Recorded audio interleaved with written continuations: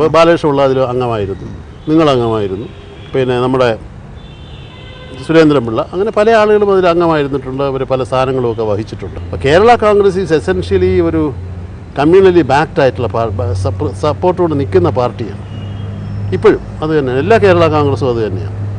അപ്പോൾ ഒരു സപ്തകക്ഷി ഭരണം വരണം, അല്ലെങ്കിൽ സപ്തകക്ഷി മുന്നണി വരണം എന്നുള്ളതാണ് അങ്ങേപ്പോലുള്ള സീനിയറായിട്ടുള്ള നേതാക്കന്മാർ. ഞങ്ങളെ പാർട്ടിക്കുള്ള അഭിപ്രായം എന്താണെന്ന് വെച്ചാൽ, ഈ വർഗീയത ഇല്ലാത്ത കേരള കോൺഗ്രസ് ലീഗ് ഒന്നും ഇല്ലാത്ത ഒരു മുന്നണിയാണ് ആവശ്യം. അത് ആവശ്യമെന്ന് പറയുമ്പോൾ അടുത്ത ഇലക്ഷന് ജയിച്ചില്ലെങ്കിലോ എന്ന് ചോദിച്ചാൽ ജയിക്കണ്ട, കുറച്ച് വെയിൽ കൊള്ളാനുമൊക്കെ സാധ്യമായിട്ട് നിൽക്കണം. അങ്ങനെയാണ് വേണ്ടത്. അങ്ങനെ വരുമ്പോൾ ഇത് ജനങ്ങൾക്ക് ബോധ്യമാവും. RSP അങ്ങ് നയിക്കുന്ന കാലത്ത്, കേരളത്തിൽ RSPയിൽ അങ്ങയുടെ സജീവ സാന്നിധ്യമുണ്ടായിരുന്ന കാലത്ത് RSP എന്ന രാഷ്ട്രീയ പ്രസ്ഥാനത്തിന് കേരളത്തിലെ ജനങ്ങളുടെ മുന്നിൽ, വലിപ്പത്തിൻ്റെ അല്ല ഞാൻ പറയുന്നത്, കേരളത്തിലെ ജനങ്ങളുടെ മുന്നിൽ ഒരു വിലയുണ്ടായിരുന്നു, ഒരു വെയിറ്റ് ഉണ്ട്. പക്ഷേ ഇപ്പോൾ അങ്ങനെ വലിയ വിലക്കുറവൊന്നും വന്നിട്ടില്ല. അല്ല, ഇപ്പോഴത്തെ ഒരു സാഹചര്യം, പല ചരിത്രത്തിൽ ആദ്യമായിട്ട് ഒരു വിപ്ലവ പ്രസ്ഥാനത്തിൻ്റെ നേതാവിനെതിരായിട്ട് ചില ആരോപണങ്ങൾ, തിരഞ്ഞെടുപ്പിന് സീറ്റ് കിട്ടാൻ വേണ്ടി അങ്ങനെ ചെയ്തു, ഇങ്ങനെ ചെയ്തു, ചിലപ്പോൾ ആരോപണങ്ങൾ മാത്രമായിരിക്കാം. അതിനെപ്പറ്റി പാർട്ടി എങ്ങനെ കാണുന്നു, എങ്ങനെ അത് പാർട്ടി അത് വളരെ സീരിയസ് ആയിട്ട് എടുത്തിരിക്കുന്നു എന്നുള്ളതാണ് പത്രദ്വാര നമ്മൾ അറിഞ്ഞിരിക്കുന്നത്.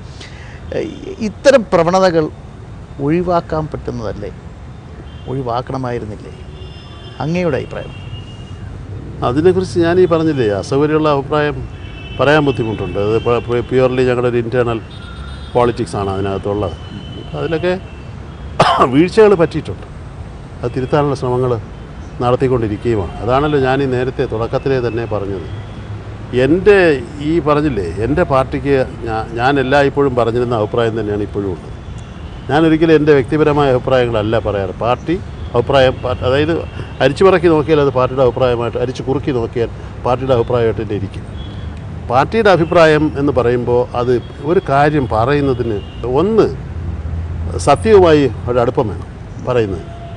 രണ്ട്, എൻ്റെ ഒരു വ്യത്യാസം എന്ന് വെച്ചാൽ ഞാൻ എന്ത് പറയുന്നതും തറപ്പിച്ച് പറയും. ഈ ചർച്ചയിലായാലും പുറമേയുള്ള ഈ മീഡിയ ചർച്ചയിലല്ല, അല്ലാതെ മുന്നണി ചർച്ചയിലായാലും എനിക്ക് പറയാനുള്ളതിന് ഞാനൊരു വിട്ടുവീഴ്ചയും വരുത്തുകയില്ല. അതാണ്ട് ഒരു ഉദാഹരണം ഞാൻ ഈ പറഞ്ഞ ഇൻഡോസൾഫാൻ്റെ ഫാക്ടറിയെക്കുറിച്ച് പറഞ്ഞു. ഇത് പ്രതിപക്ഷത്തിരിക്കുന്നവർ പറയേണ്ട കാര്യമാണ്, ഞാനല്ല പറയുന്നത്. അപ്പോൾ ഞാൻ പറഞ്ഞ രീതി വേറെ, ഒരു സെൽഫ് ക്രിറ്റിസിസം എന്നുള്ള രീതിയിൽ പറഞ്ഞു. അതും കൂടെ നമുക്ക് വേണം. അത് അംഗീകരിച്ച് പോവുകയും ചെയ്യും. ആരും നോട്ട് ചെയ്തുമില്ല. ഒരു ഡിസെൻ്റ് അല്ലെങ്കിൽ ഒരു പ്രത്യേകത, ഞാനൊരു ഭിന്നാഭിപ്രായം പറഞ്ഞു ആരും നോട്ട് ചെയ്തുമില്ല.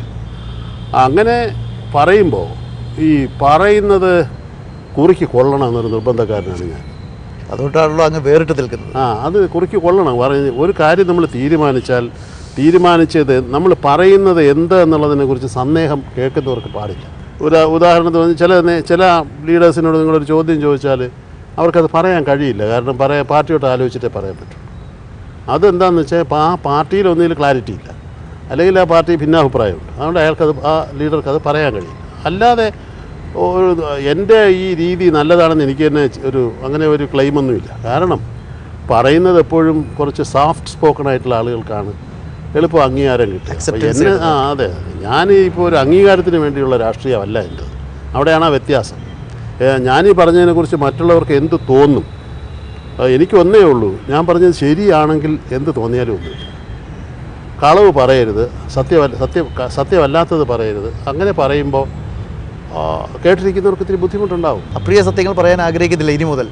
അല്ലല്ല, ഇപ്പോഴും പറഞ്ഞുകൊണ്ടിരിക്കുക. എന്ന് ഞാൻ മരിക്കുന്നത് വരെയും എൻ്റെ അവസാന ശ്വാസം വരെയും ശരിയെന്ന് എനിക്ക് തോന്നുന്ന കാര്യങ്ങൾ പറഞ്ഞുകൊണ്ടേയിരിക്കും. തീർച്ചയായും അതാണ്. ഇപ്പോൾ എൻ്റെ പേര് പറഞ്ഞാൽ അതും ആയിട്ട് ഈ തുറന്ന് സംസാരിക്കുന്നയാൾ, ഒളിവില്ലാതെ കാര്യങ്ങൾ പറയുന്നയാൾ എനിക്ക് കഴിഞ്ഞ കുറേ കാലമായിട്ട്, ഇപ്പോഴല്ല, ഞാൻ പല പൊതു ചടങ്ങുകളിലൊക്കെ പോകുമ്പോഴത്തേക്കും കോൺഗ്രസിൻ്റെ ലീഡേഴ്സ്, UDF മറ്റ് പാർട്ടികളുടെ ലീഡേഴ്സൊക്കെ പല കാര്യങ്ങൾ വരുമ്പോഴും അവർ നേരെ എന്നെ വന്ന് വലിയ ഈ കരുണാകരനടക്കമുള്ള ആളുകൾ, ശ്രീ K. കരുണാകരനടക്കമുള്ള ആളുകൾ എന്നെ വന്ന് കണ്ടിട്ട് പറയും, ഞങ്ങൾക്ക് കഴിയാത്ത കാര്യമാണ് സഹാവ് മുന്നണിക്കകത്ത് നിന്ന് ചെയ്യും.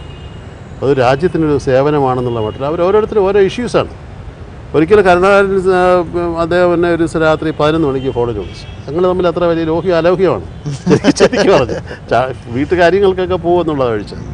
ഒരു ദിവസം എന്നെ വിളിച്ചിട്ട് അദ്ദേഹത്തിൻ്റെ അന്നൊരു കൂടെ ഉണ്ടായിരുന്നൊരു ഡോക്ടറുണ്ടായിരുന്നു, രാധാകൃഷ്ണൻ, എപ്പോഴും വീട്ടിൽ കൂടെ താമസമാണ് അദ്ദേഹത്തിന് കുത്തിവെക്കുന്നതൊക്കെ. അപ്പോൾ രാധാകൃഷ്ണൻ ഡോക്ടർ എന്നെ വിളിച്ചിട്ട് പറഞ്ഞു, ലീഡർക്കൊന്നും സംസാരിക്കണം. ഞാൻ എന്ത് വിഷയം? അല്ലല്ല, അത് ഞാൻ കൊടുക്കാം. കൊടുത്ത് കഴിഞ്ഞിട്ട് എന്നോട് പറഞ്ഞു എനിക്കോ എൻ്റെ മക്കൾക്കോ ചെയ്യാനൊക്കാത്ത കാര്യമാണ് പ്രൊഫസർ ചെയ്തത്. എനിക്ക് വേണ്ടി ഞങ്ങൾക്ക് തിരിച്ചു കൊടുക്കാൻ ഒത്തില്ല. അതിന് പ്രൊഫസർ തിരിച്ചു കൊടുക്കുന്ന കണ്ടപ്പോൾ എനിക്ക് സന്തോഷം അടക്കാൻ വയ്യ. ഞാൻ പിള്ളേരെ വിളിച്ച് പറഞ്ഞു, മുരളിയെ വിളിച്ച് പറഞ്ഞു, കണ്ടോടെ ആണുങ്ങൾ കൈകാര്യം ചെയ്യുന്നത് എങ്ങനെയാണെന്ന് കണ്ടോ എന്ന് മോനെ എന്ന് ചോദിച്ചു എന്ന് പറഞ്ഞു. അപ്പോൾ അത് കഴിഞ്ഞിട്ട് രാധാകൃഷ്ണൻ പറഞ്ഞു അദ്ദേഹം കൈയടിച്ച് ഇങ്ങനെ ചിരിച്ചിട്ട് ഒരുപാട് നാളായി. 2 കൈയും കൊട്ടി കസേരയിൽ കിടന്ന് ഇങ്ങനെ ചിരിക്കുകയായിരുന്നു. അപ്പോൾ അത് ഒരു കോൺടാക്റ്റിലാണ്. ഞാനൊരു നേതാവുമായിട്ട് ഡിസ്കഷനിലായിരുന്നു, ചാനൽ ഡിസ്കഷനിൽ പുള്ളി ഞാനെപ്പോഴും പറയുമ്പോൾ ശ്രീ കെ കരുണാകരൻ എന്നേ പറയുള്ളൂ. അത്ര വലിയ മതിപ്പല്ല എനിക്ക്. ഒരു കാലത്തും അദ്ദേഹത്തിൻ്റെ പോളിറ്റിക്സിനെ കുറിച്ച് എനിക്കൊരു അശേഷം മതിപ്പില്ലാത്ത ആളാണ്. ഒരു മതിപ്പുമില്ല. വ്യക്തിഗതമാണ് അദ്ദേഹത്തിൻ്റെ രാഷ്ട്രീയം എന്നുള്ളത്. പക്ഷെ താൻ ഉയർന്ന കോൺഗ്രസ് നേതാവാണ്. അപ്പോൾ അങ്ങനെ വന്നപ്പോൾ ഒരു ഡിസ്കഷൻ വന്നപ്പോഴത്തേക്ക് ഒരാൾ പെട്ടെന്ന് കരുണാകരൻ പറയുന്നതിലൊന്നും അത്ര വലിയ കാര്യമൊന്നുമില്ല. അപ്പോൾ ഞാൻ ചോദിച്ചു ഒന്നുകൂടെ ആവർത്തിച്ച് പറയാമോ? പിന്നെന്താ എന്നാ നമ്മൾ ഒന്നുകൂടെ പറഞ്ഞു. അയാളത് ഓർത്തില്ല. അദ്ദേഹം അത് ഓർക്കാതെ വീണ്ടും അത് തന്നെ പറഞ്ഞു. അപ്പോൾ ഞാൻ പറഞ്ഞു ഇത് ശരിയല്ല, എനിക്ക് അദ്ദേഹത്തിനോട് വളരെ അഭിപ്രായ വ്യത്യാസങ്ങളാണ്. അപ്പോഴും ഞാൻ ഇനിഷ്യലി ചേർത്തേ പറയുള്ളൂ, അല്ലാതെ പറയില്ല. ആരെക്കുറിച്ച് അങ്ങനെ പറയാൻ പാടില്ല. ഓർക്കാതെ പറഞ്ഞു പോയതാണെങ്കിൽ കുഴപ്പമില്ല, അല്ലാതെ ഈ പുച്ഛരസം പാടില്ല, പ്രത്യേകിച്ച് നിങ്ങൾക്ക് പാടില്ല. അപ്പോൾ എന്താ എന്ന് ചോദിച്ചു. എനിക്കെന്നാ പ്രത്യേകത? അപ്പോൾ ഞാൻ കയ്യിലോട്ട് ഞങ്ങൾ ഒന്നിച്ചല്ല, ഒരാൾ കൊച്ചിയിൽ ഒരാൾ തിരുവനന്തപുരത്ത്. ഞാൻ കയ്യിലോട്ടൊന്ന് നോക്കാമോ, നിങ്ങളുടെ ഉള്ള കയ്യിൽ ഒന്ന് നോക്കാമെന്ന് ചോദിച്ചു. അപ്പോൾ അദ്ദേഹം നോക്കി, അറിയുന്നില്ല. അപ്പോൾ ഞാനങ്ങ് ലീഡ് ചെയ്ത് കൊണ്ടുപോകുന്ന വലിയ ദോഷത്തിലൊക്കെ. അപ്പോൾ കുഞ്ഞിൻ്റെ കൈ നോക്കിയിട്ട് എന്താ കയ്യിലെന്താ വിശേഷം എന്ന് ചോദിച്ചു. ഞാൻ പറഞ്ഞു നിങ്ങളുടെ കയ്യിൽ അടയാളം കാണുന്നില്ലേ ചോദിച്ചു. ഇല്ല ഒന്നും കാണുന്നില്ല. അപ്പോൾ ഞാൻ കാണുന്നുണ്ട് ശ്രീ കെ കരുണാകരൻ്റെ പെട്ടി എടുത്തുകൊണ്ട് നടന്നതിൻ്റെ അടയാളം. അദ്ദേഹത്തിൻ്റെ മത്സര ശിഷ്യനായിരുന്നു നിങ്ങളുടെ എല്ലാ ഉയർച്ചയും കാരണം. അപ്പം അങ്ങനെ ഒരാളിത് പറയും, അത് ശരിയല്ല. അപ്പം ഇത് കണ്ടതിൻ്റെ അടുത്ത ദിവസമാണ് എന്നെ വിളിച്ചിട്ട് പറയുന്നത്. അപ്പോൾ ഇത് ഞാനീ പറയുന്നത് എന്താണെന്ന് വെച്ചാൽ ഇത് പൊളിറ്റിക്കൽ മൊറാലിറ്റി അല്ലാത്തതുകൊണ്ടാണ് പറയുന്നത്. ആ ആളിനെ കൊച്ചാക്കാനും ഞാൻ പറഞ്ഞതല്ല. നമ്മൾ രാഷ്ട്രീയത്തിന് പറയുമ്പോൾ നമ്മൾ ഗുരുതുല്യരായിട്ട് അവർ കാണുന്നവരെ ഇങ്ങനെ തള്ളി പറയാൻ പാടില്ല. അങ്ങനെ ഈ പ്രോഗ്രാം വൈൻഡപ്പ് ചെയ്യുന്നതിന് മുമ്പ് ഈ പ്രോഗ്രാമിൻ്റെ പേര് സഫലമീ യാത്ര എന്നാണ്. അങ്ങയുടെ യാത്ര, ജീവിതയാത്ര സഫലമാണോ? തീർച്ചയായിട്ടും 101% സഫലമായിരുന്നു. കാരണം 2 കാര്യങ്ങൾ കൊണ്ടാണ്. ഒന്ന്, എൻ്റെ ആഗ്രഹങ്ങൾ എപ്പോഴും പരിമിതങ്ങളായിരുന്നു, കൂടുതലൊന്നും ആഗ്രഹിച്ചിട്ടില്ല വന്നത്. മറ്റൊന്ന്, ഇനി ഒരിക്കൽ കൂടെ ഈ ഒരു ജന്മം ഉണ്ടായാലും ഇതുപോലെയൊക്കെ തന്നെ ജീവിക്കണം എന്നുള്ളതാണ് ആഗ്രഹം. ഏതായാലും ഈ യാത്ര സഫലം തന്നെ ആയിരിക്കുന്നു. വളരെ സന്തോഷമുണ്ട്. ഞങ്ങളോടൊപ്പം ഇത്രയും സമയം ചെലവഴിച്ചതിൽ വളരെ നന്ദിയുണ്ട്. തീർച്ചയായും ഇനി ഒരു എപ്പിസോഡ് വരുമ്പോഴും പ്രൊഫസറെ ഞങ്ങൾ വിളിക്കും, ഞങ്ങളോടൊപ്പം സംബന്ധിക്കണമെന്ന് ആഗ്രഹിക്കുന്നു. നന്ദി, നമസ്കാരം.